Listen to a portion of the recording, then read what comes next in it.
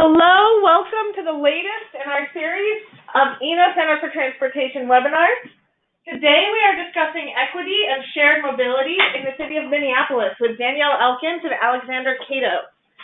Danielle is a Fuse Executive Advisor with the City of Minneapolis at the Department of Public Works, advising the city on emerging mobility. In 2017, Danielle founded Civic Ideation, a strategic consulting and government affairs firm for technology and government. Prior to that, she was the Director of Government Affairs at CH2M in the Southeast region. Alexander is an Associate Transportation Planner with the City of Minneapolis in the Department of Public Works, and previously he worked in the Netherlands analyzing transportation systems and policies for several major Dutch cities. Today, Alexander and Danielle will discuss their team's work towards understanding and addressing barriers for users with limited access to smartphone data plans and bank accounts in an age where technology is heavily involved in transportation options. We're going to have plenty of time for questions at the end, so please remember that you can enter your questions at any time in the question box on the side of your screen, and we're going to get to as many as possible after the presentation. With that, I'm going to hand it over to Danielle and Alexander. Thank you, Alice, and happy Halloween, everyone. We are going to be talking today about some of the work we've done with the City of Minneapolis. Make sure this slide progresses. There we go. For our agenda, we're going to talk about some of the City of Minneapolis' planning efforts, how all of this started with some of our engagement efforts, the problems that we identified, the experiment that we did to see kind of what potential solutions or problems are arising for the users of our systems, and then talk about some of the potential solutions that we're exploring to solve these inequities, and then next steps for our programming. And I'm going to kick it off, handing it over to Alex to talk about our planning efforts. Thank you, Danielle. So a pleasure to be here, everyone. I'm a planner at the City of Minneapolis, and we'll briefly touch on some of the planning components and how they integrate into the work that we are doing right now and the experience that we had with an individual we met. So I'm sure a lot of folks on the phone have heard of the Minneapolis 2040 Comp Plan. I think it's most famous for its upzoning from single family up to triplexes. This comprehensive plan also included components on transportation, housing, economic competitiveness, environmental sustainability, public arts, health, and culture. Had a variety of goals within it. One of the key ones that's directly related to the work that this presentation will cover is eliminating disparities. And there's a few policies that fall under that goal. Policy 15, transportation and equity, which is focused on ensuring that the quality and function of our system contributes to equitable outcomes for all people. And then policy 85, which focuses on access to health, social, and emergency services. And as we talk about this presentation, you'll kind of see the importance of having access to quality health care based on an individual that we did some engagement work with.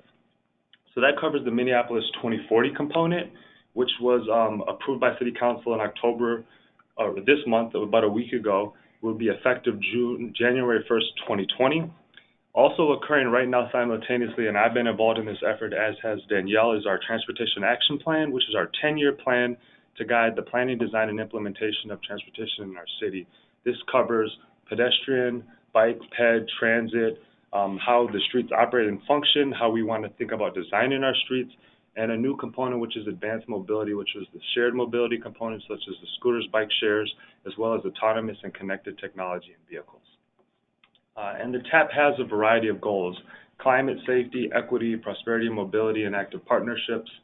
And a few of the ones that are really critical to what we're here to talk about today is mobility and equity.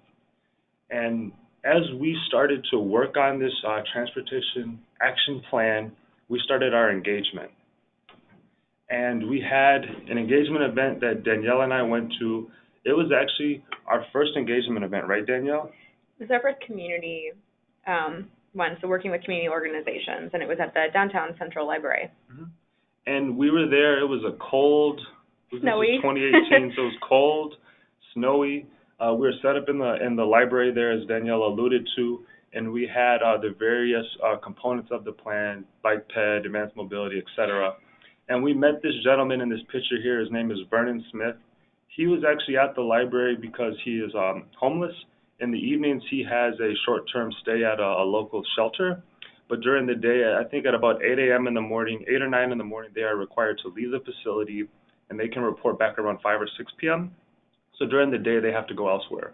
Vernon was at the library. It's a popular destination for folks that are homeless because it provides shelter. It's nice. They have Wi-Fi in there. It's just a really nice environment. And Vernon, like I said, he wasn't here because of our engagement event. I think he saw the coffee and pastries and saw our table, and we had advanced mobility, and we just started chatting, and he asked us if we could help him set up Uber and Lyft on his phone. And so we tried to connect him with Uber and Lyft, but found out that he was unbanked, meaning he did not have access to a debit card, credit card, or a banking institution. And we quickly realized just how complex and challenging this predicament was. And it really just spurred a conversation with us, and we'll talk further about it, but we spent some time with Vernon just kind of troubleshooting how to help him remove some of these barriers that he has with his mobility and just improving his overall transportation quality of life. So by having this conversation with Vernon, we identified a couple of key issues that we're dealing with in the Twin Cities. The first one was the lack of program awareness. So Vernon is eligible to be a part of Metro Transit's Transit Assistance Program, which is a special tap card that gets you $1 rides, and he wasn't aware of the program or how to sign up or get it for himself. He also was not aware of any of the lower-income programs for any of the other shared mobility options within the Twin Cities. And as we are doing other pilot projects now around shared mobility in the Twin Cities, we've started doing some surveys just to ask folks, do they know about these existing low-income programs? And for the most part, it's a pretty low numbers. Higher numbers understand about Metro Transit's TAP program and our bike share program, which is Nice Ride for All. But the scooter programs, most people had not heard of. So there are a lot of people that were eligible and just not knowing that they had access to these programs. The second issue that we identified was the complexity of eligibility for these various programs. The way that human service benefits are distributed in Minnesota is through the county level. So City of Minneapolis sits within Hennepin County, is the largest county, and they administer SNAP benefits, which are Supplemental Nutrition Assistance Programs, SNAP for Women, which is WIC, Women, Infant, and Children. Both of those programs go through state agencies and ultimately at the federal level are with the Department of Agriculture. So you have very different eligibility requirements. Usually you're going to a Hennepin County Service Center to be able to sign up for these benefits. It can get really complicated. Assuming you do have proof that you are eligible for these programs and you're entered in the program, then you're forced to show that proof to Metro Transit to get access to the Transit Assistance Program. And then additionally, if you wanted to join either the Nice Ride for All program, which is our reduced fare program with our bike share, you can either show that you're already in the TAP program or that you have these other eligibilities. And our scooter providers that are here for the 2019 season pilot are also accepting the SNAP WIC benefits directly as well, and to prove that you're eligible for these programs. But it's extremely complicated. The Hennepin County Service Centers are spread out across the region. Some of them can be difficult to get to. So really just access to these and understanding what people are eligible for, it can be really complicated for folks. The other issue is just this notion of access within the City of Minneapolis. Based on census information, we have 23.3% of households that do not have smartphone access within the city. A number is going down thanks to some great federal programs that are providing smartphones, which is how Vernon had his smartphone. But our other issue is that we have a percentage of individuals, 1.5%, which I think actually might be pretty low, of those that are unbanked within the City of Minneapolis. So folks like Vernon, Vernon had a bank card, but it expired in 1999. So he's been banked at some point in his life, but had lost access to that. And with a lot of the fees associated with bank accounts, as well as privacy concerns, especially if you have immigration status issues, with people being fearful of banking institutions, a lot of folks have this additional burden on them. And then even just looking at geographically, the map on the right side is of our 2018 scooter pilot, and as you can see, the concentration of scooter rides are happening. The red on the left is our downtown area. The red on the right side is our University of Minnesota Twin Cities campus. So very concentrated in affluent areas, and not getting the access to the neighborhoods that need this access the most. And just one caveat with this 23.3%, as Danielle alluded, this number is definitely gone down since then. This is based off a 5-year ACS estimate, and it's the most accurate data we have, but I would imagine this has dropped considerably in the last 5 to 7 years. So starting to just understand, for those that had the same issue as Vernon without having payment access, what were the options for how you could pay for these different types of shared mobility services, including TNCs. This is just a chart based on what I was able to find at that time. It took quite a bit of effort to be able to find the pages for each of these different companies to understand what payments they were accepting. And the additional challenge is that even the companies that accepted cash load services such as Pay Near Me, the challenge in the City of Minneapolis is that the only places that you can load cash onto Pay Near Me or these other programs was at CVS, Family Dollar, or 7-Eleven, none of which are located in downtown Minneapolis, where most of our individuals that would need access are located. The only drugstore that we have in downtown Minneapolis is a Walgreens, and they do not participate in any of these programs. On top of that, when you use services like Pay Near Me, there are fees when you are reloading. With a lot of the gift cards, there were minimums, so if your card drops below a certain value, it doesn't work anymore. Additionally, if you're using gift cards that are kind of simulating what a debit or credit card, but really it's a gift card, could be, most of them have significant monthly loading and reloading fees, so that you're really penalized every time you use them, and it's kind of the death by a million cuts. So we knew this was an issue, and we wanted to see what the way around some of these issues were for Vernon, if it was possible for us to overcome and try these different things, and if it would even work for him. So we went out on an experiment, and I'll let Alex. Yeah, and so, as after this engagement event that we showed in a previous slide, Danielle and I stayed in contact with Vernon, got to know him a little better, and Danielle was really the brainchild behind this idea, but it was, we worked on it together, but it was like, hey, how hard is it to get access to some of these transportation services when you're unbanked? So we found out, as Danielle confirmed in the last slide, that it's really hard. We got Vernon a My Vanilla prepaid card, but there's monthly fees. It was difficult to even load and activate. Danielle and I probably spent an hour or so with Vernon on the phone with the cardholder agency trying to get it activated, and then connected to his actual mobile phone.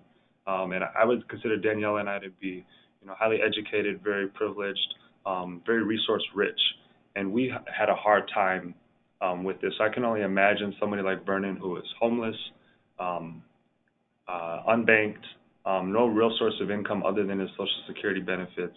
You can just quickly understand how extremely difficult this is. We also got Vernon an Uber gift card, and that was helpful for him. The challenge with Uber and Lyft is that it's relatively expensive, so not a realistic option for someone who's on a very limited or almost non-existent income.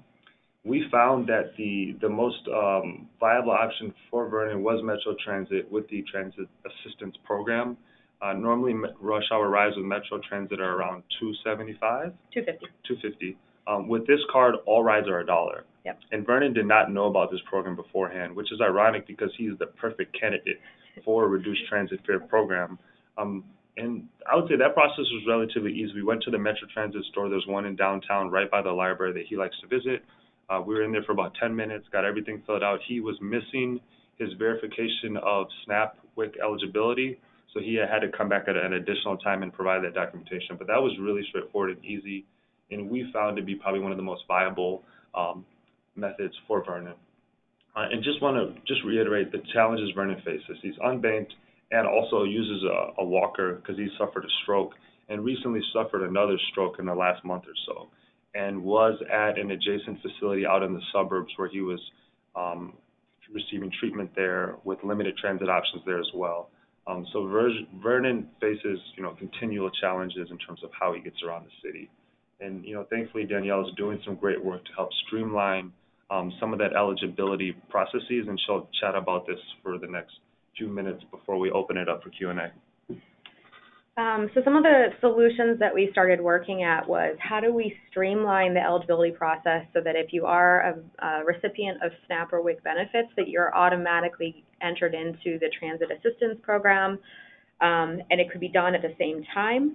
We also identified other regional partners to work with. So we are part of the Twin Cities Shared Mobility Collaborative. They have an equity subcommittee, and we're getting the word out through that. We're also doing a lot of engagement and education events with Lyft, Spin, and Lime through some of our pilot programs to encourage people to sign up for these programs and meeting them where they're at these bus stops. I'm also including on here the McKnight Foundation. They've supported my fellowship within the city, but they are also financially supporting an organization called Prepare and Prosper, which I'll talk about in a little bit, that is doing a really crucial piece on the banking side. So two of the pilots that we're working on that we are testing some of this through and getting feedback from the public are mobility hubs, and then we have a mobility as a service pilot coming in 2020. But for right now, our mobility hub pilot started in September. Looking at the access issue, when we did site selection for our mobility hubs, we took into account these pink areas on the map, which we refer to as our areas of concentrated poverty. So they're ACP areas, and for these particular three within the City of Minneapolis are also ACP 50, which means that over 50% of folks in that space are people of color. So we also mapped this versus really key services, so Hennepin County buildings, demographics, and layered a lot of data sources to understand where the greatest needs in terms of access were, but also the resources or existing transit infrastructure that people could use to get between these places. So we have hubs in our north area, northeast, and south Minneapolis. The blue circles are the actual mobility hub locations. We have some that are on more high-capacity transit lines, and then we have some that are more in the local neighborhoods, so that we are showing the connectivity between transit lines and these other neighborhood locations, potentially library locations. The kind of orangey colored dot are the libraries that are within each of these that also serve as really important resources for the community. And as we're doing engagement events at each of these hubs, we're having people sign up.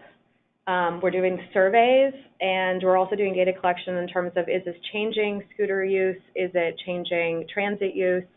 And getting a lot of really good feedback. So our solution to eligibility, streamlining that, working with Hennepin County and the Hennepin University Partnership to look for research opportunities on how we can make some of this eligibility more automatic. We submitted to a Metro Lab grant, and yesterday the Hennepin County University Partnership hosted a mixer that was a mix of people from the city, county, Metro Transit, and the university to brainstorm potential research topics and things that we can start working towards, and they're going to be providing a $50,000 grant to look at some of those. We're also working with Metro Transit. We applied for a federal IMI grant to look at also some of the back-end payment integration and see other things that we can improve to make this process easier. And then the nonprofit that I mentioned, McKnight, is an organization called Prepare and Prosper that works on individuals' financial mobility. They have partnered with a local bank called Sunrise Banks to develop a new program called Fair Financial, which I'll talk a little bit more within this. And this kind of just shows that solution 3, how do we get better access to our low-income programming? And what Prepare and Prosper with Sunrise Bank did is they created a new program called Fair Financial that our local bike share nonprofit Nice Ride is partnering with to get people access to bank accounts. So with a minimum of $25 deposit when you're opening the account, there are no monthly fees, and you can use that, then you now have a bank account. They can help you with tax preparation services as well. And for $5 a month through the Nice Ride for All program, individuals have 60-minute rides for free for the entire season of our bike share program. So what we're thinking about for the 2020 season is how do we use that existing program, helping Prepare and Prosper scale their bank account signups within the Fair Financial program, and utilize that Fair Financial to also expand it to any of our scooter providers that end up being within the 2020 service program. And another solution that we have looked at within our scooter program was addressing the geographic requirements issue. In our pilot for this year, we included a minimum daily distribution requirement to our areas of concentrated poverty, the ACP 50 areas, so that we have a maximum that can be placed in downtown and the surrounding areas, the affluent areas, and we were requiring a minimum to be placed within the ACP areas, and seeing very high usage, which also allowed us to raise the cap on 2 of our providers to let them put out more scooters as they met these requirements. So putting in positive incentives, and have gotten really good feedback on this.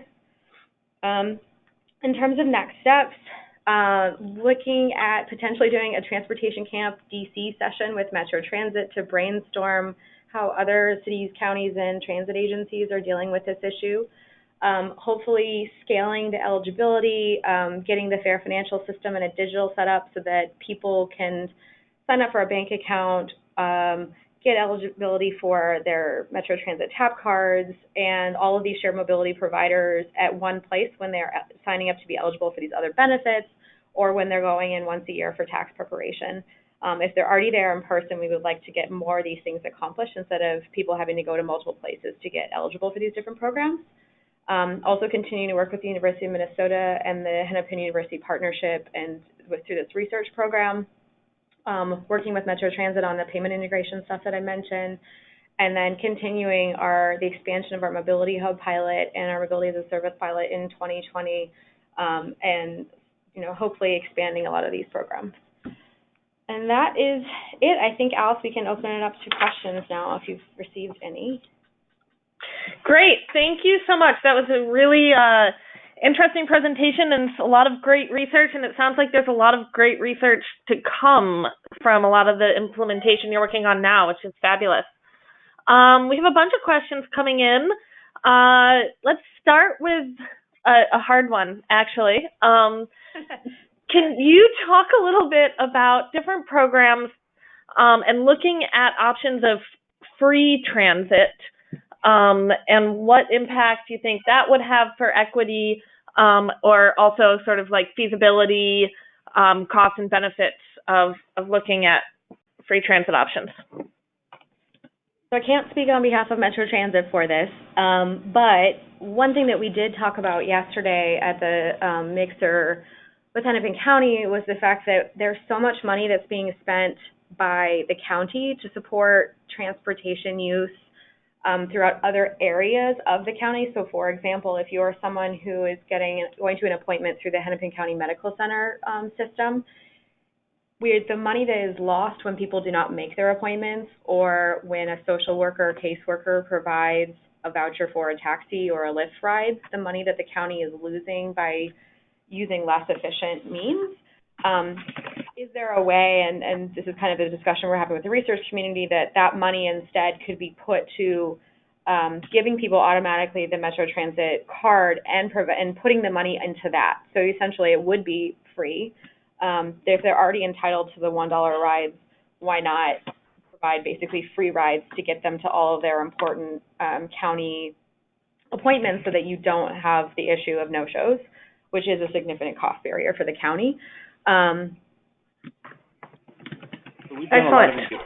Just to continue on that, we've done a lot of engagement with our Transportation Action Plan, and the free transit comment has been quite popular, and we've relayed that information to our transit provider, Metro Transit, so they're aware of it. But as Danielle said, we don't want to speak on behalf of them in terms of what their official response on that suggestion is. Great.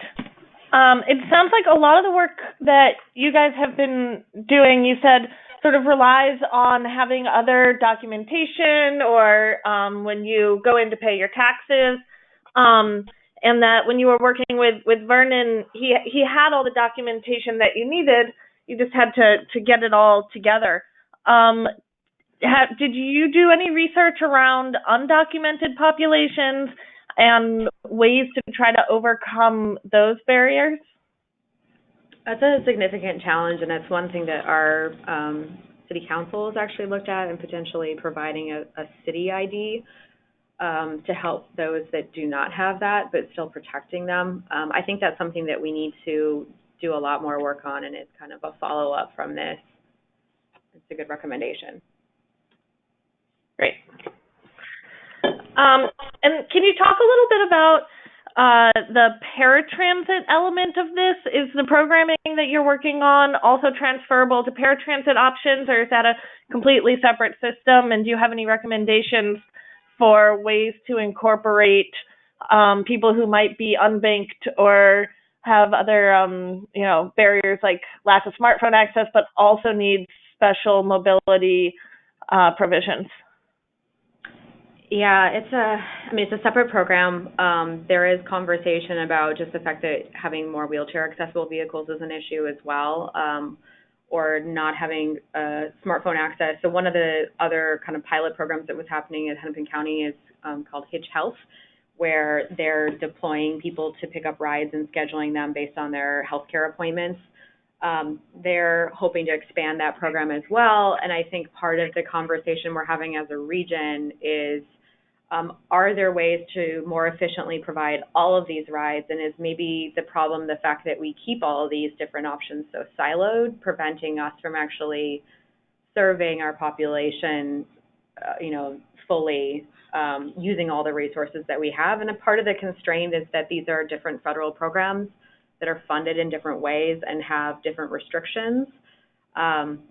Dakota County, which is a suburban county here, also did a pilot with Lyft. And they had a success, but a lot of challenges in terms of how they were filing the reimbursements for these rides as well, just because of the federal requirements. And so you end up coming up with just some unnecessary barriers along the way that make integrating all of this a little bit challenging. Yep. Often a problem. Can you talk a little bit? It seems like all of this research and programming really got off to a jump start from some good community engagement. Do you have any recommendations for ways to do more effective community engagement or be more aware of different members of the community who may or may not be at these events in different capacities? What would you recommend to other cities and transit agencies across the country looking to learn more about what barriers exist in their areas? So we've done a lot of engagement with the TAP. One thing that we're fortunate, at least here, is that we have the Neighborhood Community Relations Group, who serves as our point of contact expert in maintaining relationships with various neighborhood organizations, community organizations, and also various racial groups as well. And we utilize them as a key kind of link in terms of when we start doing our engagement to ensure that we're reaching all these different areas. Because otherwise, on our own, if we just have kind of general public events, it doesn't always reach to all those different groups. So that's one way that we try to ensure that we're engaging varying populations. We also do various methods. We had a Facebook Live event where we provided comments and responded to live questions on a Facebook live stream. We've also done the in-person engagement events. We've done online surveys. So we're always trying to be innovative in terms of how we do engage with our populations and trying to come to where they are and just provide virtual options for those that may not be able to physically attend. That's been really helpful for the Mobility Hub pilot as well, is that we're doing all the engagements. We're doing engagement events with existing local neighborhood organizations before the pilot, and then once the pilot launched, we're doing in-person at the Mobility Hub special events where we're also surveying, we're talking to people, we're making sure that we're out there as much as possible to understand how people are actually using the services. I went to go visit our mobility hub and ended up having this long conversation with a guy at the bus stop, and he was explaining to me that he was getting off from his work shift, and it was 10:30 in the morning, and I asked him, I said, okay, so you started at night? And he said, yeah, I started at 2 a.m. And I said, then how did you get to work? Because there isn't a bus at that time in this area. And he said, I had to take Uber or Lyft. So just understanding how our residents are actually getting around, and I think it's up to us to get out there and have those conversations and use our existing resources like NCR really well. And then also just budgeting the time for engagement, because to do thorough engagement takes a lot of events, a lot of work. It's not something you can just do in 1 or 2 events. Yeah. So it's really like putting that into your work plan early and ensuring that you provide adequate resources, funding, et cetera, to do a comprehensive engagement. Great. Good words of advice. Thank you both so much for joining us. Thank you, everybody, for tuning in this afternoon. We are going to have a video of this webinar posted on our website, enotrans.org, at the same link that you were able to sign up for it. And I'm going to be sure to get materials from Danielle and Alexander. A couple people asked about reports or slides. So we will make sure everything is up there for you to access as easily as possible. I also want to remind everybody that next week we have our next webinar in our series at 4 p.m. on Thursday, November 7th, with Simon Barabee talking about bus ridership. Hope everybody's able to tune in then. And in the meantime, you can visit our website, enotrans.org, for all things transportation. Thank you, Danielle and Alexander, and everybody have a good afternoon. Thanks, Alice. Yeah, thanks for having us.